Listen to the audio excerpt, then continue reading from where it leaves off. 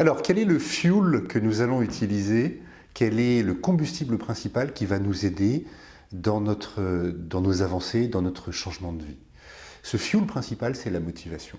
Il y a un proverbe malien, je crois, que nous aimons beaucoup, qui est « c'est important d'apprendre à ton fils à nager. Encore plus important, c'est de lui montrer à quel point l'autre rive est belle. » Tous, nous avons fait 10 ans, 15 ans, 20 ans d'anglais à l'école. Et pourtant, il y a assez peu de professionnels qui arrivent à l'âge adulte en parlant correctement anglais.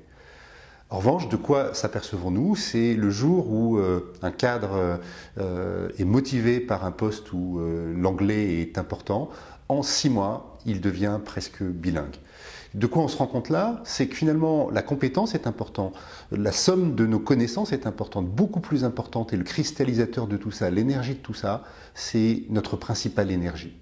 Alors, ce que nous proposons, c'est ensemble d'analyser finalement quelles sont nos sources d'énergie. Il n'y a pas de mauvaises ou de bonnes sources d'énergie. La question, c'est comment, quand vous êtes motivé, comment vous fonctionnez de façon personnelle, quels sont vos ressorts qui vous mettent en action au sens littéral, ce qui est la signification d'origine du verbe motiver, se mettre en action.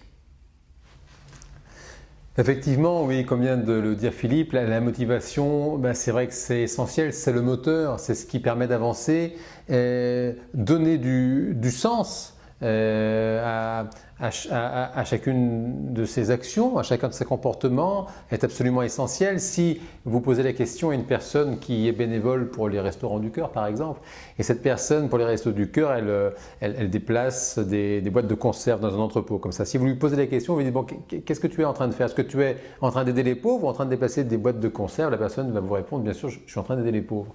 Et le sens que nous mettons dans chacune de nos actions est absolument essentiel.